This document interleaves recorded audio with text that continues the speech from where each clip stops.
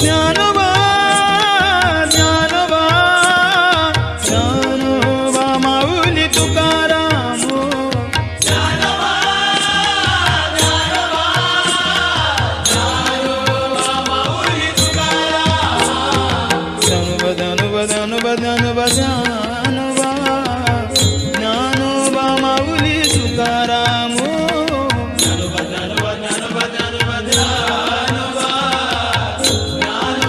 माऊली तुकाराम ज्ञानोबा ज्ञानोबा ज्ञानोबा ज्ञानोबा ज्ञानोबा ज्ञानोबा ज्ञानोबा ज्ञानोबा ज्ञानोबा ज्ञानोबा ज्ञानोबा ज्ञानोबा ज्ञानोबा ज्ञानोबा ज्ञानोबा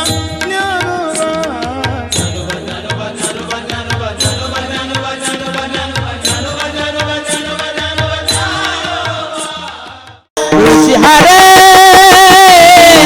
गया तेरा बाजे पीतांबरा आगरे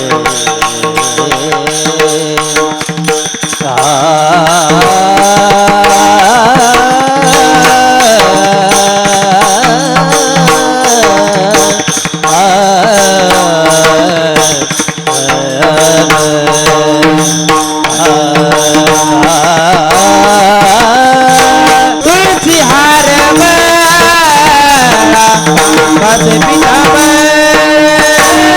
तुलसी हार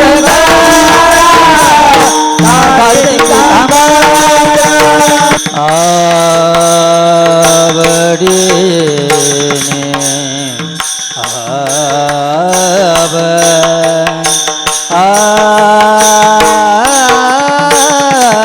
आवड़ी आवड़े निरंतर तुलसी हार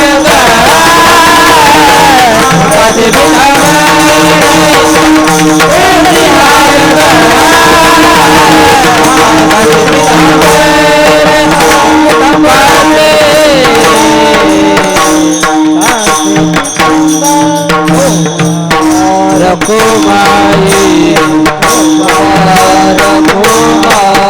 हरे टोपार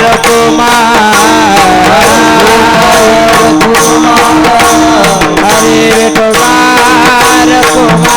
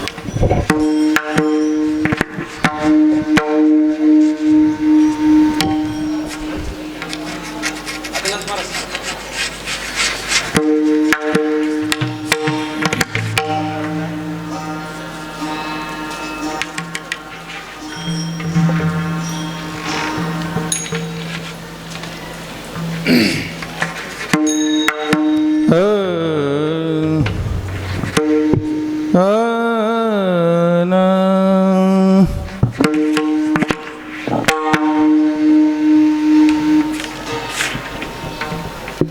राम कृष्ण हरी. हरि जय जय राम कृष्ण हरे जय राम कृष्ण हरी. हरि जय राम हरे जय जय राम कृष्ण हरी. जय जय राम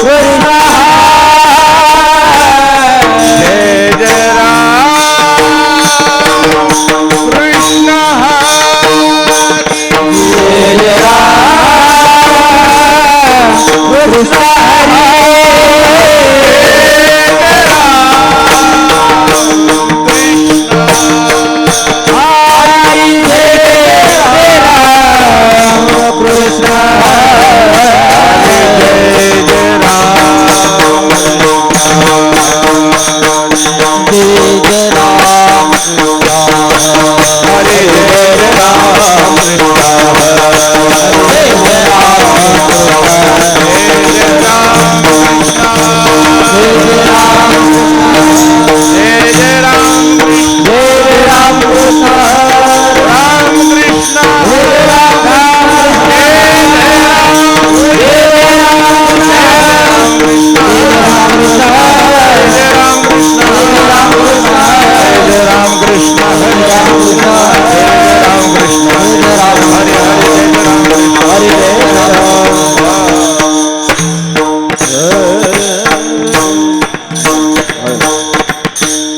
रूप पाहता लोचनी. रूप पाहता लोचनी.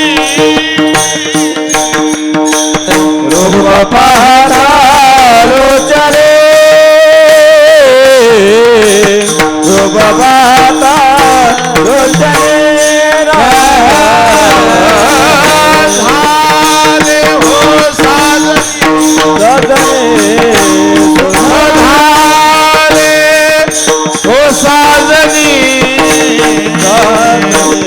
हो हा विठ्ठल वरवा.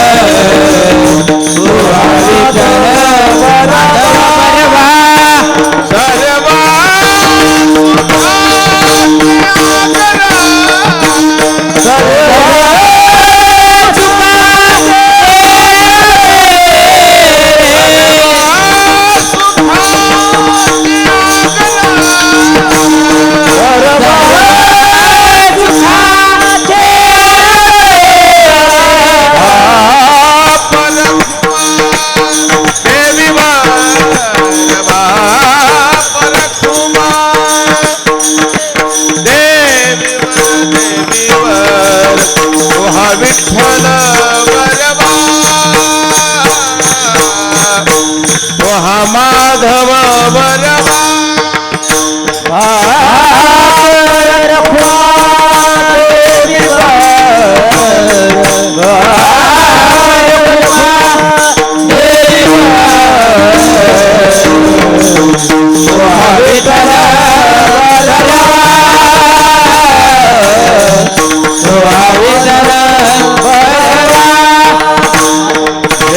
जय राम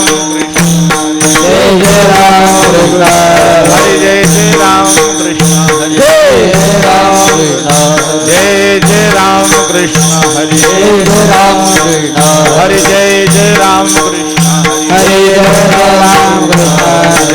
राम कृष्ण हरि जय राम कृष्ण हरि जय राम कृष्ण हरि जय राम कृष्ण हरि जय राम कृष्ण हरि जय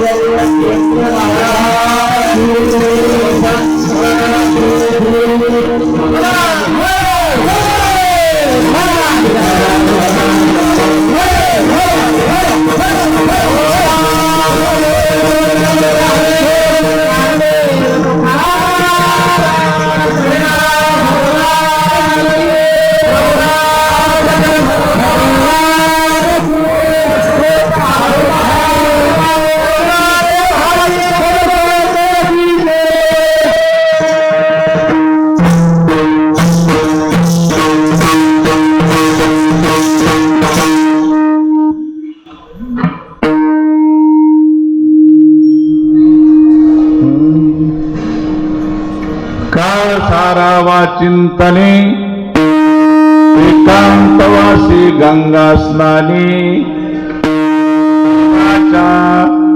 पूजने प्रदक्षिणा तुळशीच्या विहार नियम इंद्रियासी सार नसावी वासर निद्रा बहु भाषण पार्थ महाधन जोडी देवाचे चरण भावया जतन हे उपाय लाभाचे देह समर्पिजे देवा भार काहीच न घ्यावा होईल अगवा तुका म्हणे आनंद युक्त हार विहार इंद्रियासी सार नसावी वासर निद्रा बहुवाशन पांडुरंगा करू प्रथमन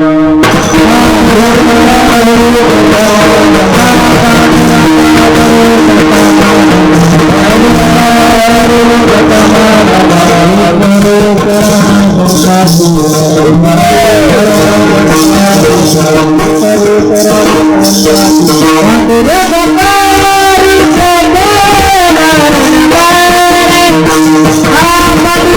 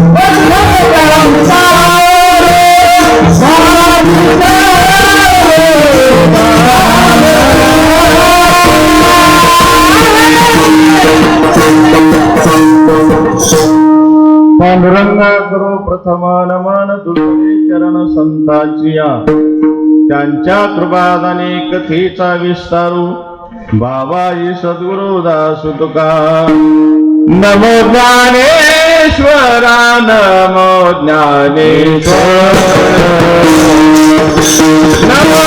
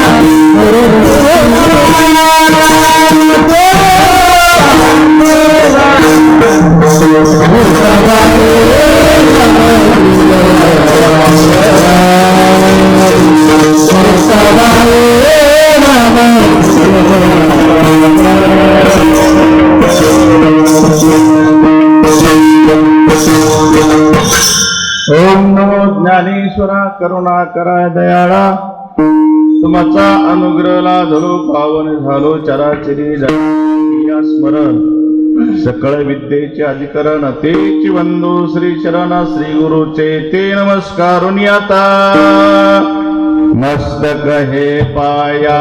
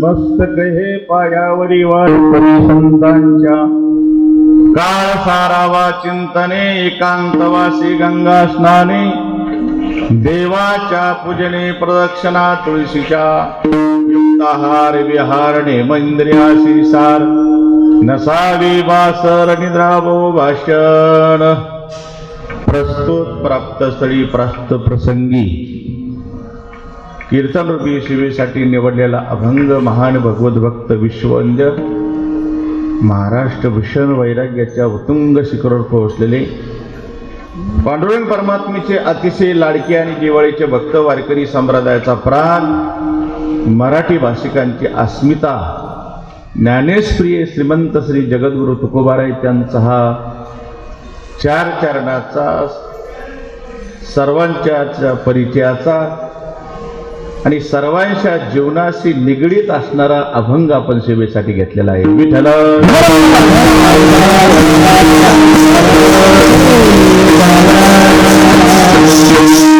आज या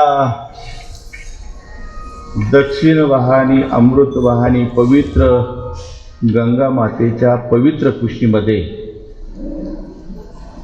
त्रिभुवन एक पवित्र असं महान तीर्थक्षेत्र ज्ञानोबारायाच्या पदस्पर्शाने आणि ज्ञानोबारायाच्या समाधी स्थानामुळे सिद्धेश्वराच्या वास्तव्याने 84 सिद्धांच्या पवित्र पदस्पर्शाने पावन झालेल्या महान पावन भूमीमध्ये जगविख्यात ज्ञानेश्वरीचं मंदिर. या ज्ञानेश्वरी मंदिराचे प्रणेते, ज्ञानेश्वरी मंदिराची संकल्पना ज्यांना सुचली महाराष्ट्रामध्ये असे आपले सर्वांचेच गुरुवर्य परमपूज्य परमादरणीय वैकुंठवासी प्रातस्मरणी समाजयोगी निष्काम कर्मयोगी वैकुंठाशी गोविंद महाराज केंद्रे यांच्या 12व्या पुण्यस्मरणाच्या निमित्ताने अर्थात तपपूर्ती सोहळ्याच्या निमित्ताने पुण्यस्मरणाच्या निमित्ताने आजच्या दिवशी हा सोहळा प्रारंभ झालेला आहे.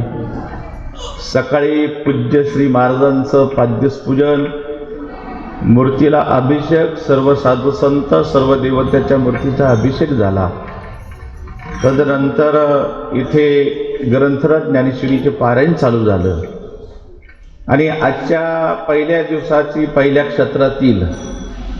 सत्रातील ही कीर्तन क्षेत्रातील जी सेवा आहे ती पहिली कीर्तनरूपी सेवा ही परम भाग्यिणी.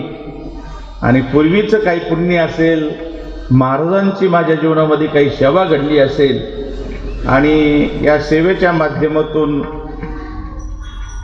ट्रस्ट असतील, उत्तराधिकारी असतील, केंद्रीय महाराजांचे भक्तगण असतील, सगळ्यांच्या वतीनं ही माझ्या वाट्याला अशा प्रकारची आलेली मनस्वी आनंद आज होत आहे.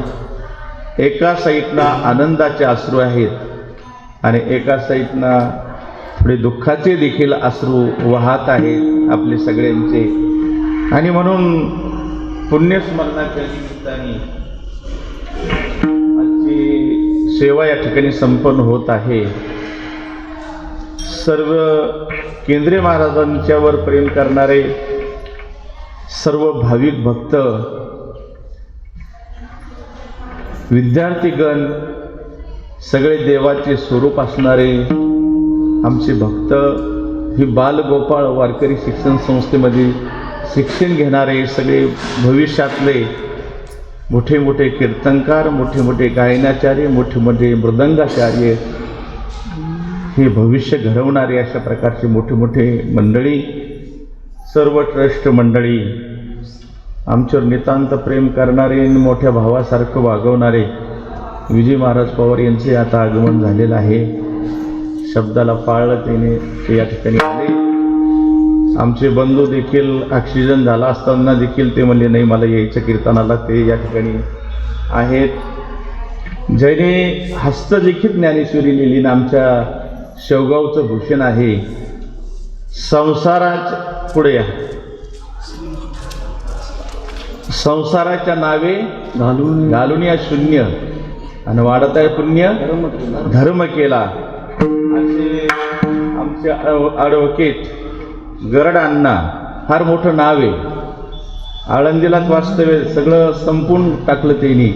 आता आळंदीला वास्तव्याला आहेत ते गरड अण्णा, जिल्हा परिषदेचे अध्यक्ष नगरच्या, सगळे ते अशा प्रकारचं पद भोगून वारकरी संप्रदायाचे घोलेबामचे अत्यंत लाडके शिष्य, पट्ट शिष्य, खूप सुंदर अक्षर हस्ताक्षर ज्ञानेश्वरी लिहिली महाराजांनी. आळंदीला काही अध्याय लिहिले, माऊलीच्या मंदिरात नेवाशाला काही अध्याय लिहिले, जिथं जिथं तीर्थक्षेत्र देहूला काही अध्याय लिहिले, ते लिहायचं तर तीर्थक्षेत्र ठिकाणीच लिहिले. मोठा सुंदर ग्रंथ केला. आता वास्तव्य आळंदीला आमचे गरड अण्णा आहेत. आमच्या टायमाला जे आमच्या बरोबर होते आणि आता खूप मोठं नाव आहे त्यांचं आळंदीमध्ये असे हरिभक्तपरायण काचगुंडे महाराज, सुरेश महाराज काचगुंडे हे केंद्रे महाराजांच्या आमच्या संगतीतली मंडळी आहेत. बरेचसे मंडळी मी ज्यावेळेस इथं होतो त्या टायमाचे चेहरे बरेच या ठिकाणी दिसतात. कधी अशा प्रकारचे त्यांनी केंद्रीय महाराजाला सोडलं नाही आणि मी माझ्या जीवनात कधी केंद्रीय महाराजाला सोडलं नाही. आलं लक्षात. आमचे दगडू महाराज आहेत, त्यांना मी मृदंग शिकवायचो त्या टायमाला, आहे का नाही. आमचे मनोहर महाराज ते आवर्जून मोठं अंतकरण ठेवून माझ्या कीर्तनाला उपस्थित झालेले आहेत. सगळेच बाळगोपाळ आहेत, सगळेच मृदंग वादक, गायनाचार्य सगळेच मंडळी आहेत. खऱ्या अर्थाने माझ्यासारख्या पामराला एवढ्या मोठ्या सोहळ्यातील अशा प्रकारची कीर्तन वृक्षभा मिळणं, याला काहीतरी पुण्य लागतं, काहीतरी भाग्य लागतं. आणि मला 100% वाटतंय की 101% वाटते की माझ्याकडून पूज्य श्री गोविंद महाराजांची काहीतरी निष्ठेने सेवा घडलेलीच असणार. त्याच्याशिवाय हा योग अशा प्रकारचा येत नाही. एरवी कीर्तन करणं रोजच चालू आहेत, रोजचेच कीर्तन चालू आहेत, खेड्यापाड्यानी वाड्यात वाड्यानी, आहे का नाही. कधी तांडीवर मग ज्यांना लागेल तसं मटेरियल द्यायचं, आहे का नाही. पण आज थोडंसं तोलून बोलून सगळे कीर्तनकार मंडळी या ठिकाणी उपस्थित आहेत. अनेक बाबांचं ऐकणारी श्रोतृ मंडळी या ठिकाणी, ज्ञानेश्वरी वाचक मंडळी या ठिकाणी आहेत, बालगोपाल मंडळी या ठिकाणी आहेत. आणि पवित्र ठिकाण आहे. आज पहिला दिवस अशा प्रकारचा आहे आणि आपल्याला सगळ्याला जीवनामध्ये जे प्राप्त करून घ्यायचं आहे तो आनंद प्राप्त करून घ्यायचा आहे का नाही. प्रत्येकाची धावपळ महाराज कशासाठी आहे की जीवनात आनंद मिळावा. हे केल्यावर आनंद मिळेल, ते केल्यावर आनंद मिळेल, ते केल्यावर आनंद मिळेल, ते केल्यावर आनंद मिळेल, याच्यापासून आनंद मिळेल, त्याच्यापासून आनंद मिळेल. सारखं रात्रंदिवस माणसं काय करतात, प्रयत्न जे चालू आहेत ते कशासाठी आहेत, आनंदासाठीच चालू आहेत. एवढे प्रयत्न आनंदासाठी चालू असताना देखील चेहऱ्याकडे बघितल्यानंतर असं वाटतं का अजून यांच्या जीवनात आनंद प्राप्त झालेला. तुकाराम महाराज म्हणतात आनंद मिळणार आहे का नाही, आनंद मिळणार आहे. पण आजच्या अभंगातलं शेवटचं जे टोक आहे, शेवटचं टोक काय माहिती का, आनंद आहे. शेवट काय आजच्या अभंगातलं शेवटचं टोक काय, आनंद आहे. आणि तो सामान्य आनंद नाही, तर तुकाराम महाराज म्हणतात तुम्हाला आनंद होणार आहे. कोणता आनंद होणार आहे, आघवा आनंद होणार आहे. होईला आघवा आनंद होणार आहे. पण तो सहजासहजी मिळत नसतो. इतर सटर फटर कामं करून, इतर विषय उपभोगून तो कधीच तुमच्या जीवनात मिळणार नाही. आलं लक्षात. त्याच्यासाठी तुम्हाला जीवनाची सुरुवात इथून करावं लागणार आहे, काळ सारावा चिंतन. लक्षात आलं का अभंगाची संगती, की इथून सुरुवात करावं लागणार आहे. आता आपल्याला आज सकाळपासून तर परमपूज्य गुरुवरे मारुती बाबांच्या काल्यापर्यंत आपल्याला हे 8 तास करायचा आहे. आलं का लक्षात. आपल्याला काय करायचं आहे, हा 8 तास करायचा. आणि ज्या दिवशी दहीहंडी फुटेल त्या दिवशी महाराज म्हणतात तुमच्या जीवनामध्ये 100% 101% काय मिळणार आहे, आनंद मिळणार आहे. पण याच्यासाठी ही वाटचाल आपल्या जीवनामध्ये आहे. काळ सारावा चिंतने, पहिला दिवस चिंतनात घालावा अशी मानसिकता निर्माण झाली. आणि जगद्गुरु तुकोबारायचे 4-4.5 हजार अभंग आहेत. पण मला वाटतं त्या सगळ्याच अभंगापेक्षा तोलमलातून किमतीवान अभंग जर मला कोणता वाटत असेल, हा वाटत आहे. कारण या अभंगामध्ये जगद्गुरु तुकोबारायांनी ज्यांना ज्यांना मनुष्य जीवन प्राप्त झालेले त्या त्या व्यक्तीला मनुष्य जीवनाची आचारसंहिता शिकवलेली आहे. विठ्ठल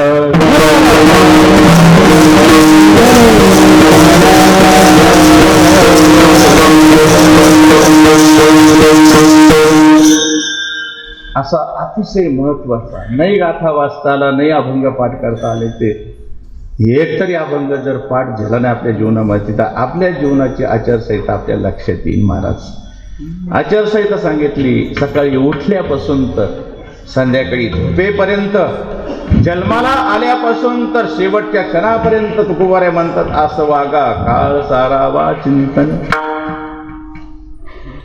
एकांतवासी गंगा स्नानी, देवाच्या पूजने प्रदक्षिणा तुळशीच्या. सांसारिक जीवनाच्या माणसाच्या जीवनामध्ये अभंग लागतोच लागतो, पण निदान आळंदीत राहणाऱ्या साधकाच्या जीवनामध्ये अभंग अत्यंत तंतोतंत बसतवा. काळ सारावा चिंतने, एकांतवासी गंगा स्नानी, देवाच्या पूजने प्रदक्षिणा तुळशीच्या. पुन्हा सांगितलं युक्ताहार, विहार, नियम इंद्रियाशी सार, नसावे बासर, निद्रा, बहु भाषण, हे सगळं नसावं, बहु नसावं. तुकोबाराय म्हणतात जीवनामध्ये दुसरं काहीतरी करण्यापेक्षा जे प्राप्त होणार आहे खरं धन कोणतं आहे? परमार्थ महाधन. आणि हे धन काय करते? दोडी देवाचे चरण, भावया जतन हे उपाय लाभाचे. हे करीत असताना कसं करायचं? तुकोबाराय म्हणतात हे समर्पण बुद्धीनं करायचे. दे हे समर्पिजे आणि भार काहीच न घ्यावा. आणि नंतर तुकोबाराय म्हणतात होईल आगवा. तुका म्हणे आनंद. आपल्या जीवनात आनंद नाही, कसा आनंद मिळतो, मिळणार आहे, पण वाटचाल आपली अशी असली पाहिजे. हे तुकोबारायचं म्हणणं अशा प्रकारचं आहे. आणि ती मला वाटतं परमपूज्य वैकुंठवासी प्रातस्मरणी गोविंद महाराज केंद्रे यांच्या जीवनामध्ये ही वाटचाल 100% आणि तंतोतंत हा अभंग बसत होता. म्हणून पहिल्या दिवशी अभंगाचं निवेदन केलेलं. विठ्ठल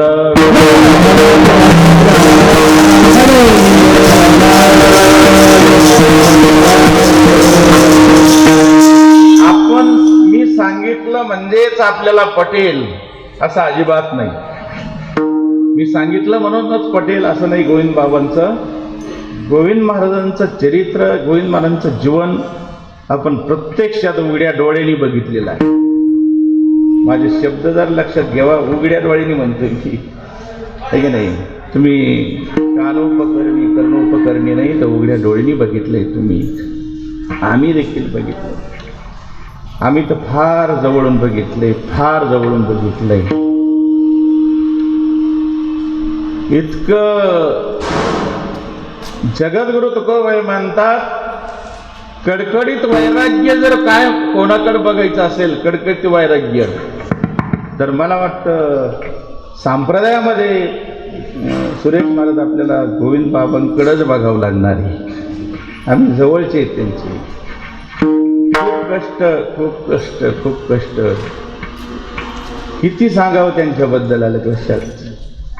कार्तिकीचा काला केला आम्ही, सुरेश महाराज मी संगो, मी वाजायला ते गायला. महाराज मला म्हणले आपल्याला आंबळ्याला जावं लागतंय. आंबळं गाव इकडे मुळशी तालुक्यात अतिशय प्रेमाचं गाव आहे आंबळं. नाही आंबळं नाही, आंबळं नाही, इकडं मावळाच गाव आहे त्या. हा ते जवळ जावं लागतंय म्हणले मला कीर्तनाला, काल्याच्या कीर्तनाला. मी म्हणलं महाराज थंडी काय, कार्तिक वारी पंढरपूरची संपली, थंडी मी म्हणते, गाडी नाही, वाहन नाही आपल्याकडे, 11च्या नंतर तुम्ही जायचं म्हणतात. नाही घ्यावं लागेल. आम्ही निघलो, सुरेश बाबा मी आम्ही निघलोत. मोहळला गेलोत. मोहळला जी गाडी मिळेल तिने मोहळला गेलो. ते मोहळला गेल्यानंतर रस्त्याला उभं राहिलो हायवे रोडला पुण्याला यायला. महाराज एकही गाडी नाही राहते. हे प्रत्यक्ष देतो का अनुभव, मी खोटं नाही सांगत. एक ट्रक उभी केली, म्हणजे ट्रकनी जायचं, लाईनची गाडी, ट्रकमध्ये बसलो. त्या ट्रकला पुढल्या दोन्ही काचा नव्हत्या, दोन्ही काचा नव्हत्या, म्हणजे फुटलेल्या काचा होत्या. तो ड्रायव्हर कसा तरी चाललेला होता. मी म्हणलं महाराज दुसरी गाडी पकडू आपण. नाही म्हणले पोहोचलं पाहिजे आलं कसं, तळमळ बघा. इथून त्या गाडीत बसलो. भिगवणला गाडी आली. महाराज म्हणले लई थंडी वाजायला लागली. आता आम्ही तर बारकलीच होतो, आम्ही तर खूप काकड. महाराजांनी त्यांच्या अंगावरली शाला आमच्या दोघांच्या अंगावर घातली. ऐशी कळवळ्याची जाती करी लाभावी न प्रीती आला. पुढे आणि त्या गावाला एसटीनं सकाळच्या गेलोत. काल्याला. मला सांगा काल्याला किती लोक असले पाहिजे, तो किती लोक पाहिजे होते एवढा त्रास सहन करून?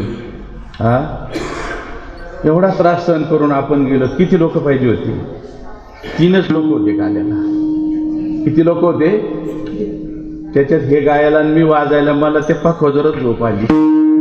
अर्ध कीर्तन कळलंच नाही मला काय सांगितलं काही. म्हणजे समाजसेवेचा जो ध्यास होता त्यांचा, मला हे सांगायचं की तिथं काय हे बघायचं नाही, पण आपल्या संस्थेला जोडलेला समाज आहे तिथं मला पोहोचलं पाहिजे, हे समाज जीवन केंद्र महाराजांच्या लक्षात. म्हणून असं एक त्रैदशिक मांडल्या जाते महाराज. कर्तृत्वाच्या माध्यमातून काही ठसे उमटले जातात, ऐकलं का? सेवेच्या माध्यमातून काही ठसे उमटले जातात आणि त्या पद्धतीनं ते महापुरुष तयार होत असतात. पा असं ऐकलं मी या लक्षात. काही कर्तृत्वाच्या माध्यमातून सीमित पुरुष असतात, त्याला सीमा पुरुष म्हणतात. त्यांच्याही पेक्षा काही कर्तृत्व जर जास्त त्यांच्या जीवनामध्ये घडलं तर त्याला काल पुरुष म्हणतात. आणि अत्यंत महत्वाचं जीवनामध्ये कर्तृत्व जर जीवनामध्ये घडलं असेल तर त्याला युग पुरुष म्हणतात. या समाजामध्ये काम करीत असताना काही सीमा पुरुष असतात, काही काल पुरुष असतात आणि काही युग पुरुष असतात. आलं लक्षात? सीमा पुरुष या शब्दाचा अर्थ आहे की त्यांचं कार्य सीमित असतं, त्यांच्या कार्याला परीघ असतो, त्यांचं कार्य त्या सीमेपर्यंतच पोहोचलेलं असतं, तिथपर्यंतच त्यांची कीर्ती असते, तिथपर्यंतच त्यांचं काम असतं, तिथपर्यंतच त्यांचं कर्तृत्व असतं. त्याच्या बाहेर त्यांचं काम, कर्तृत्व, प्रसिद्धी सिद्धी काही जात नाही. त्याला काय म्हणतात? म्हणजे सीमित काम असतं, त्यांना सीमा पुरुष म्हणतात. काहीच्या जीवनामध्ये ज्या कालामध्ये जे जीवन जगतात त्या कालामध्ये अशा प्रकारचं त्यांचं कर्तृत्व असतं, त्यांची कीर्ती असेल, त्यांचं कर्तृत्व असेल, त्यांचं जीवन असेल, त्या कालापर्यंत जीवन असतं. मला वाटतं ते संपले त्यांचं जीवनही संपून जातं, त्यांचं चरित्रही संपून जातं. जे आहे त्या कालापर्यंतच ते जिवंत असतात, ते संपले का त्यांचं सगळं संपून जातं लक्षात. पण असे काही कर्तृत्वान महापुरुष असते तर ते त्यांच्या कर्तृत्वाच्या माध्यमातून, कार्याच्या माध्यमातून युग जरी गेले तरी देखील त्यांची कीर्ती जगात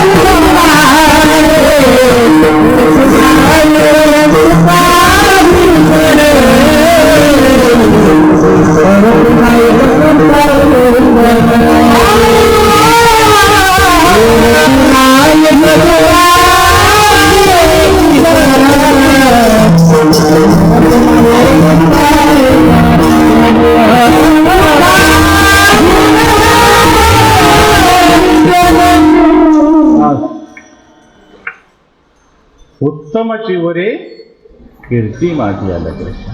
का म्हणे एका मरणीची सरे आणि उत्तमाची वरे कीर्ती माझी. चांगलं कर्तृत्व केलं, चांगलं काम केलं तर जीवनामध्ये आपली कीर्ती परमात्मा स्वतः अशा प्रकारचं काय करीत असतो, पसरीत असतो. आलं लक्षात. वाऱ्या हाती माप चाले सज्जनाचे आणि कीर्तिमुखे त्याचे नारायण. आलं लक्षात. पण तुमच्या जीवनामध्ये जेवढं काम असेल परमात्मा देखील तुमची कीर्ती तिथपर्यंतच पोहोचतो. आलं लक्षात. काम जर तुमचं थोडंसं सीमित असेल तर परमात्मा देखील करतो. याचं कार्य सीमित आहे.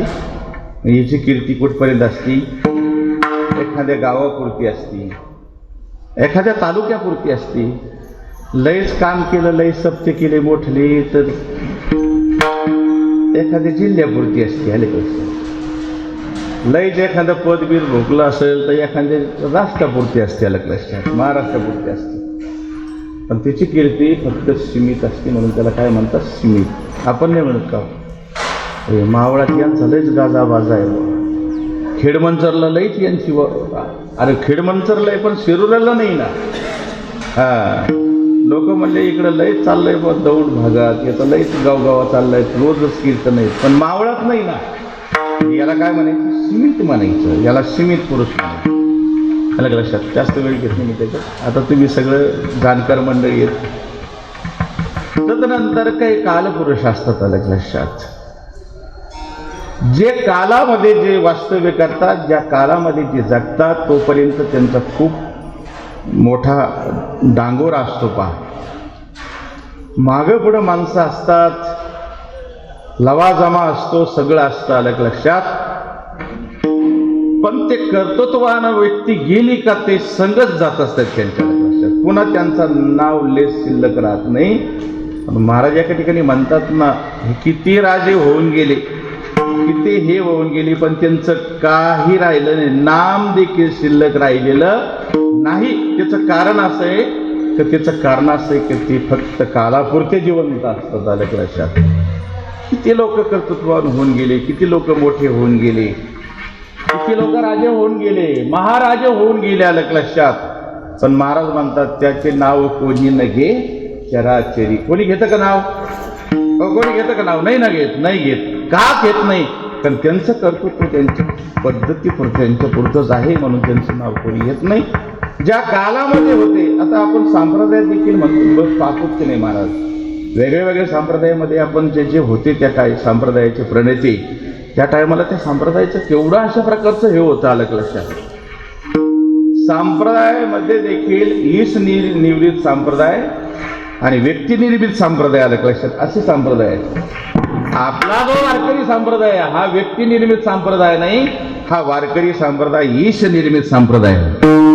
मग तुमच्या आमच्या सारखे या संप्रदायामध्ये किती आले किती गेले तर संप्रदाय म्हणतं वाढतच राहत असतो. अलग लक्षात. ज्ञानोबारायासारखे तत्वज्ञ संत आले, संप्रदाय चालवला, संप्रदायाला मार्गदर्शन केलं आणि संप्रदाय वाढवला. आज ज्ञानोबारायासमोर बरोबर ठराविक लोक पालखी संघ जात असेल, पण एवढी क्रांती करून गेले. आज लाखांनी समाज त्यांच्या पुढे चाललेला आहे. अलग लक्षात. म्हणून एखादा व्यक्ती गेला की तो संप्रदाय नामशेष होतो. अलग लक्षात. जास्त खोलात मी जात नाही. अशी कितीतरी माणसं गेले, कितीतरी साधू संत गेले. संप्रदायात असताना एवढा मोठा गवगावा होता, व्यक्ती गेले, महाराज संप्रदाय संपून गेले. अलग लक्षात. अरे ज्ञानोबाराय संप्रदायाचे आहेत, आपल्या तुकोबाराय संप्रदाय आहेत, सगळे संत संप्रदाय आहेत, तेही आपल्यासारखे गेले, समाधीत झाले, पण संप्रदाय मात्र संपलेला नाही.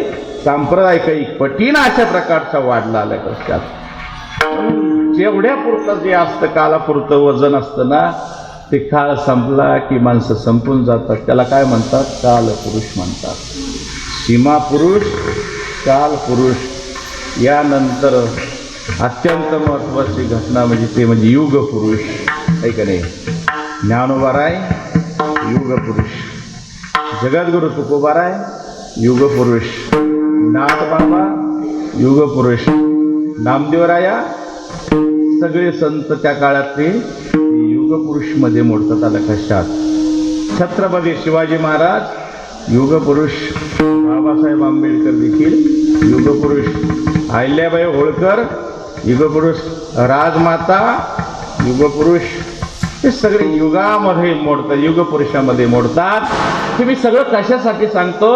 कर्तृत्वाच्या माध्यमातून कधीच नाम शेष मिटत नाही. त्यांच्या कार्यामुळे ते युगानुयुग गेले तरी देखील त्यांचं नाव जिवंत राहतं, त्याला योग पुरुष म्हणतात. आणि म्हणून आमच्या गुरुवर्य गोविंद महाराज केंद्र देखील हे सीमा पुरुषामध्ये नाही, हे काळ पुरुषामध्ये नाही, गोविंद महाराजांचं नाव जर कशामध्ये असेल तर ते योग पुरुषामध्ये गोविंद महाराजांचं नाव आहे.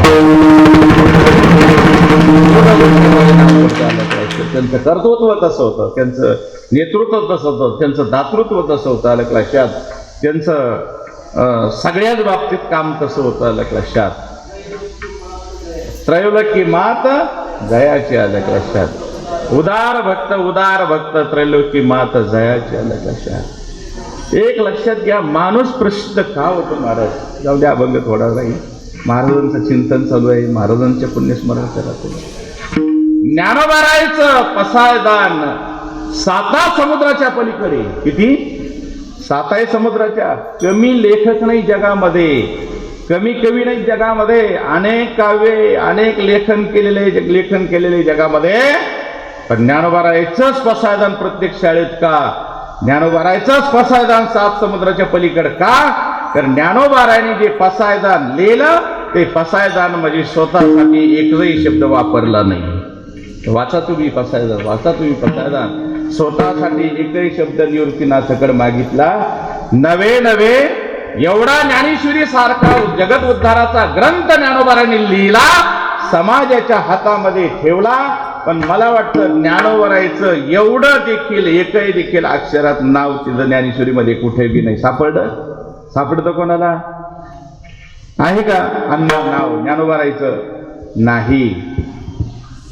आणि म्हणून ज्ञानोबारायचं हरिपाठ, ज्ञानोबारायचं ज्ञानेश्वरी, ज्ञानोबारायचं लक्षात पसायदान 7 समुद्राच्या पलीकडे गेलं. जे करायचं ते समाजासाठीच करायचं.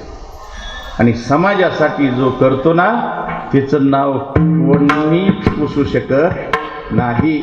ज्ञानोबारायचं नाव जगामध्ये कोणीच पुसू शकत नाही, हे झोपणारे सुद्धा नाही. काय आळंदीत जर माणसं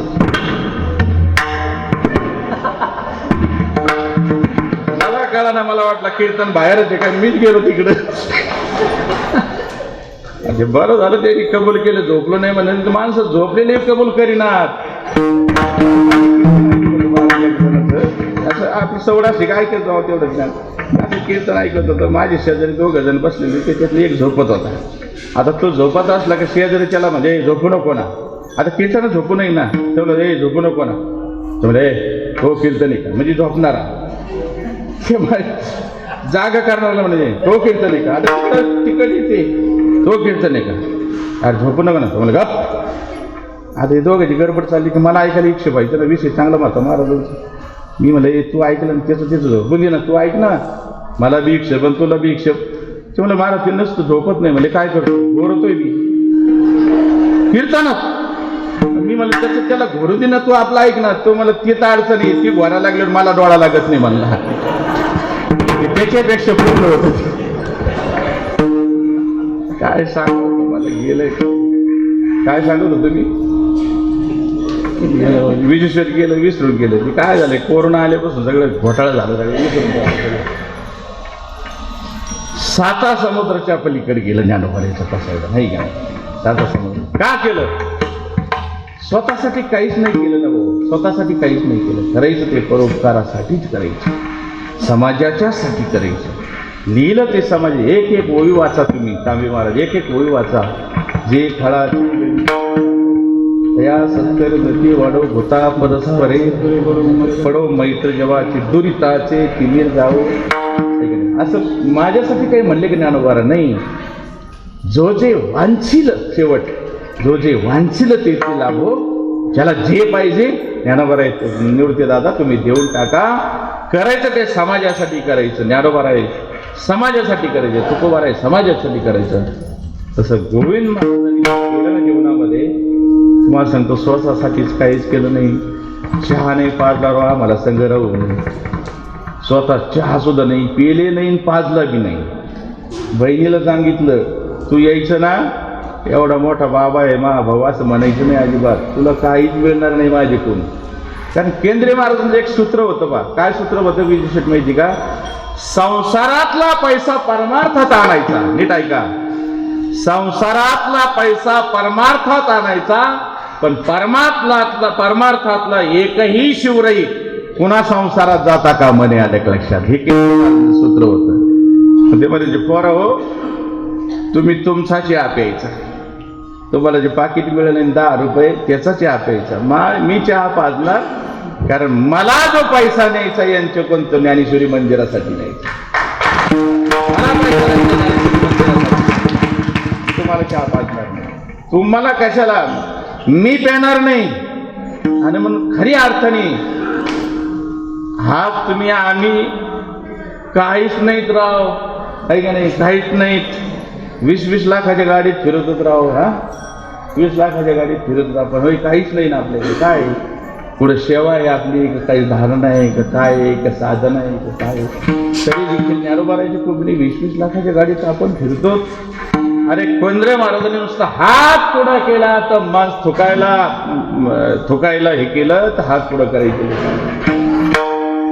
मागायला वाचा सिद्धी सत्पुरुष त्याला कशी वाचा सिद्धी होते, पण स्वतःसाठी नाही. महाराज धोतर गुडगुड फाटलं तरी कीर्तनाला उभा.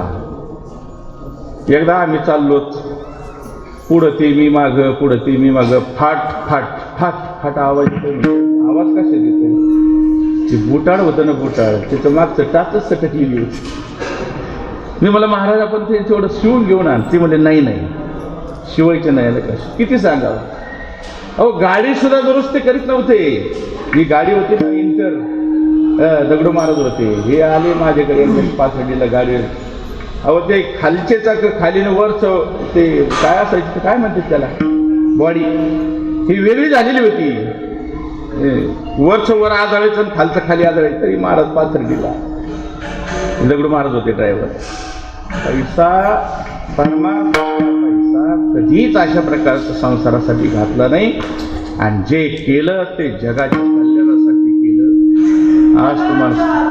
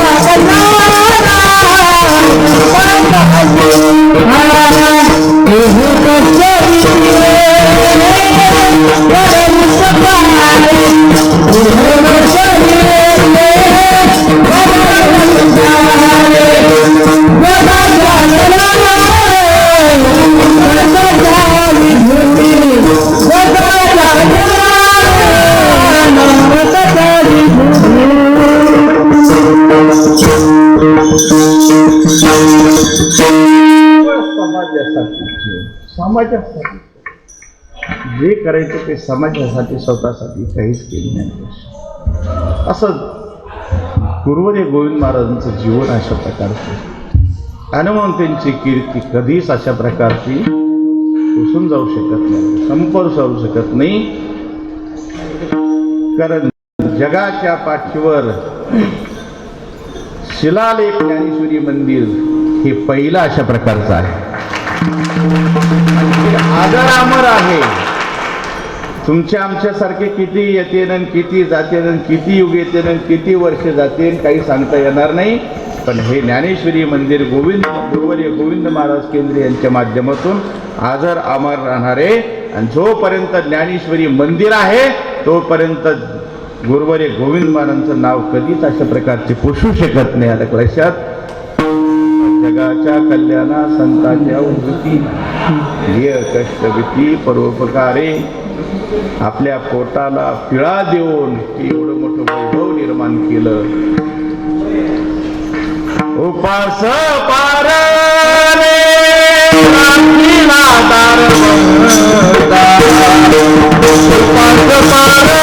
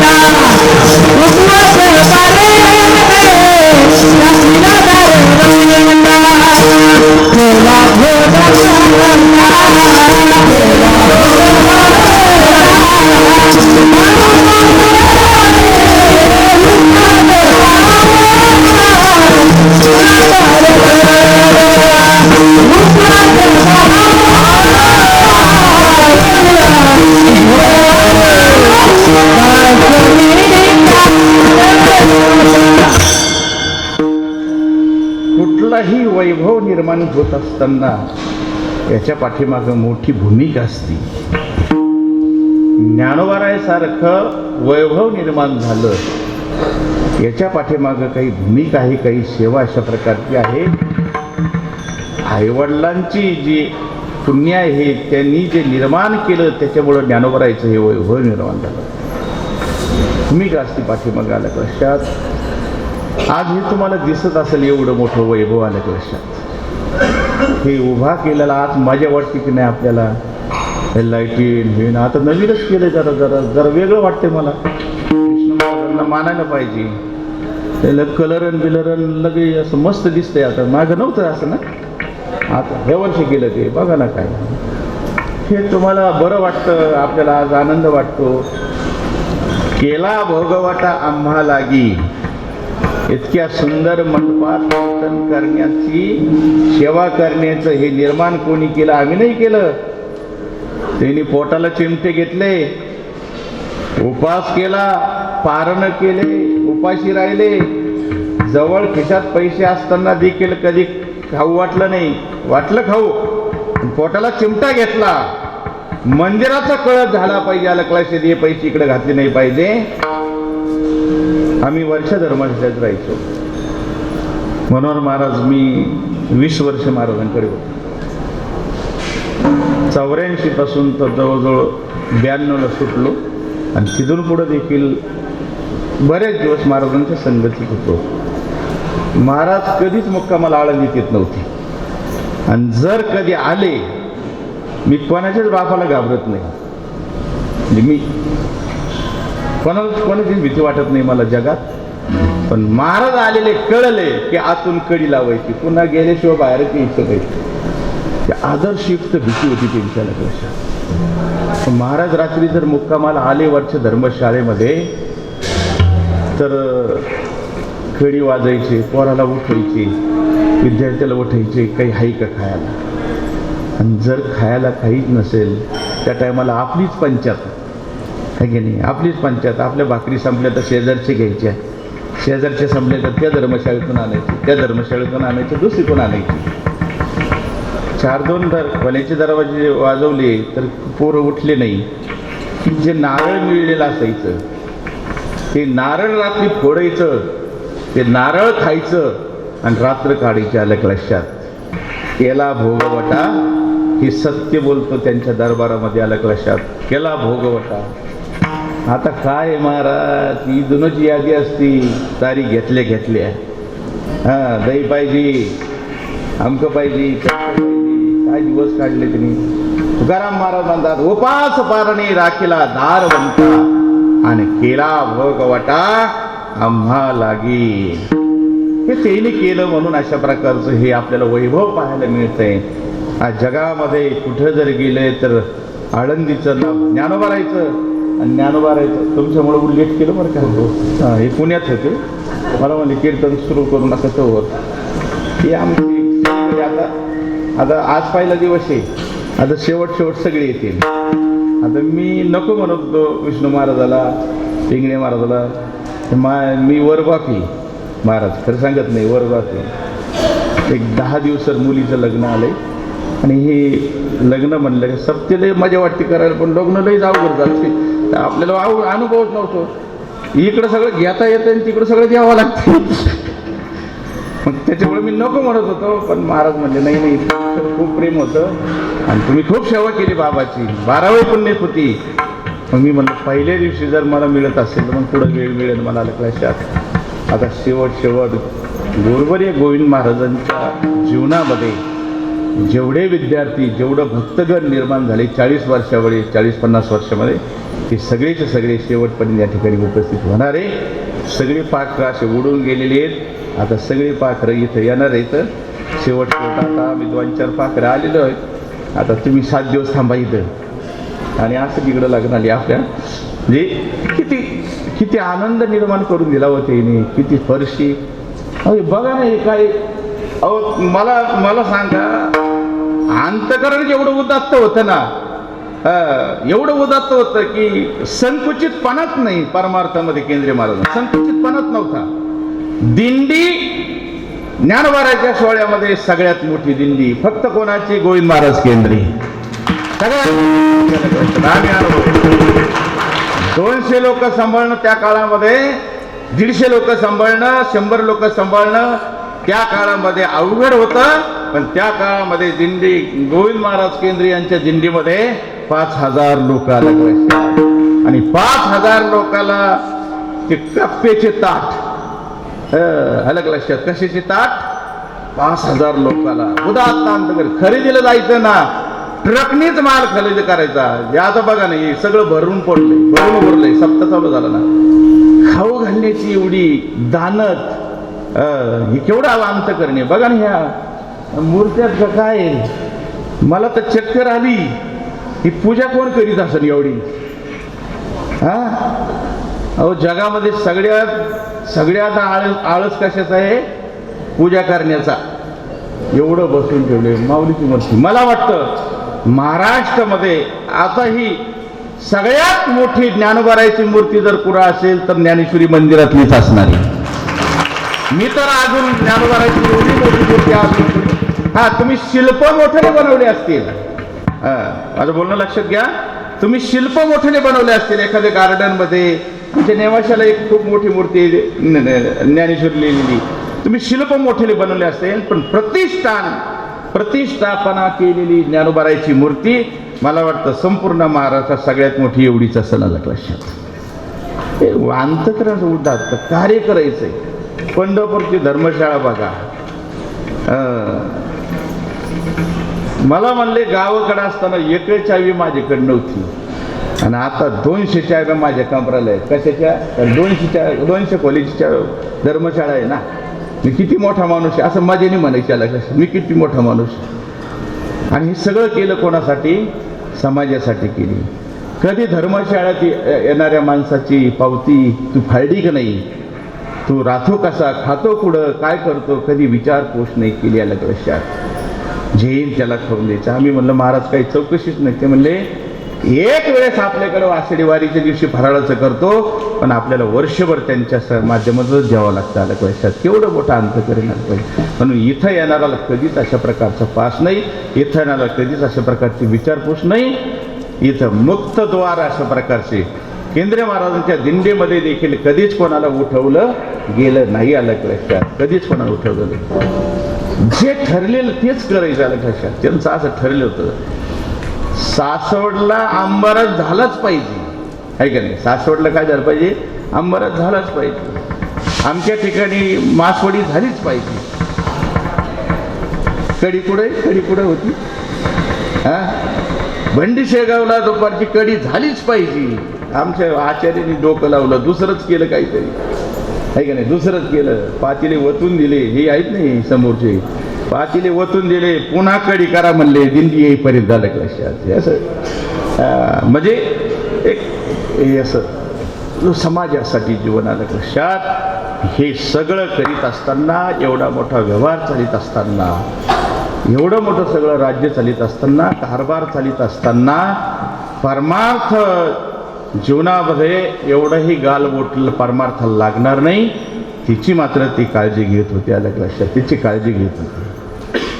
इथं माणसं बरकटतात. व्यवहार वाढला का माणसं बरकटतात. पूजा सोडून देतात माणसं, नामस्मरण सोडून देतात माणसं, स्नानच सोडून देतात माणसं, दर्शन सोडून देतात माणसं, वारी सोडून देतात माणसं. एकदा मोठं काही जीवनामध्ये घडत गेलं हे सगळं सोडून देतात आणि त्याच्यात नादी लागतात. आलं लक्षात? मठा आश्रमाच्या. पण मला वाटतं गोविंद महाराज केंद्र हे सगळं उभा करीत असताना वारकरी संप्रदायाची जी आचारसंहिता आहे, ती आचारसंहिता एवढी देखील अशा प्रकारची होऊन दिली नाही. इथे पूर आला, पाणी आलं, तरी देखील स्नान गंगेचंच करायचं. पायरीवर बसून कवायना, पण गंगेचं स्नान करायचं. म्हणून जगद्गुरु तुकोबाराय म्हणतात, जीवनामध्ये जर आनंद प्राप्त करून घ्यायचा असेल तर संप्रदायाची जी आचारसंहिता आहे, ती संप्रदायाची आचारसंहिता ढळता कामा नाही. आलं कशात? आचारसंहिता महत्वाची असते. आजच्या अभंगामध्ये मनुष्य जीवनाची आचारसंहिता सांगितली महाराज. आचारसंहिता, एखादी तुम्हाला संस्था निर्माण करायची असेल तर पहिली त्याची आचारसंहिता लिहावं लागते. एखादं तुम्हाला मंडळ तयार करायचं असेल तर पहिली त्याची आचारसंहिता लिहावं लागते. आणि त्या मंडळ, त्या आचारसंहितेच्या माध्यमातून ते मंडळ पुढे चालत असतं. आलं लक्षात? आता एक ट्रस्ट आहे की नाही? गोविंद महाराज केंद्रांचा ट्रस्ट आहे. याला देखील एक आचारसंहिता असेलच की नाही? मी एका मंडळाचा अध्यक्ष आहे. आमच्यात देखील काय आहे? मंडळ, वारकरी मंडळाला आचारसंहिता आहे. गणपती मंडळ आहे, आचारसंहिता आहे. ह्याच्यापेक्षा मी पुढे चला. एखादा पक्ष आहे, पक्षाची देखील काय असते साहेब? आचारसंहिता असते.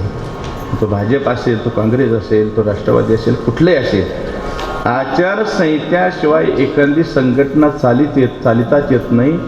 मग सर्वसामान्य संघटना, पक्ष, एखादी संस्था जर चालत असेल तर त्याच्यासाठी आचारसंहिता चालू लागत असेल, तर जी मानवदेहाची संस्था निर्माण करीत असताना याच्या पाठीमागे काहीतरी आचारसंहिता असेल का नाही? आलं लक्षात? आणि म्हणून जगद्गुरु तुकोबाराय म्हणतात, हे सगळं करीत असताना, जीवन जगत असताना, सकाळपासून संध्याकाळी झोपत असताना, झोपेपर्यंत, जन्माला आल्यापासून तर मरेपर्यंत कसं जगायचं हे जर तुम्हाला शिकायचं असेल तर अभंगाच्या पहिल्या चरणात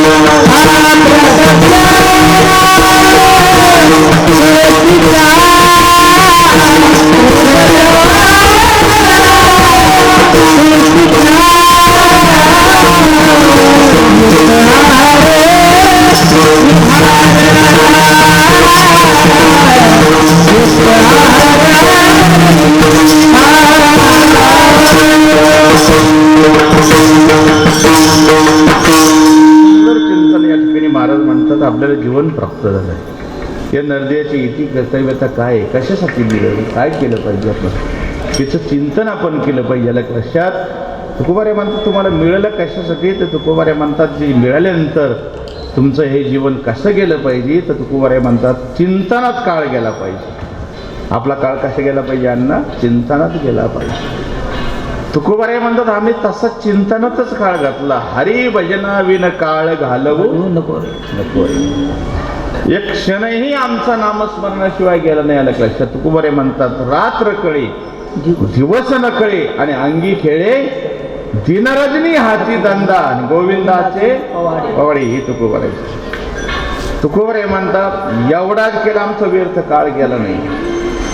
गेला म्हणले आमचा काळ व्यर्थ, पण केवढा गेला. शिंक जांभळी खोकला आणि इतुला काळ व्यर्थ गेला. तुकाराम महाराज म्हणतात शिंक आली एवढा, जांभळी आली एवढा, खोकला आला एवढा, बाकी अखंड खंडेना जीवन रामकृष्ण नारायण.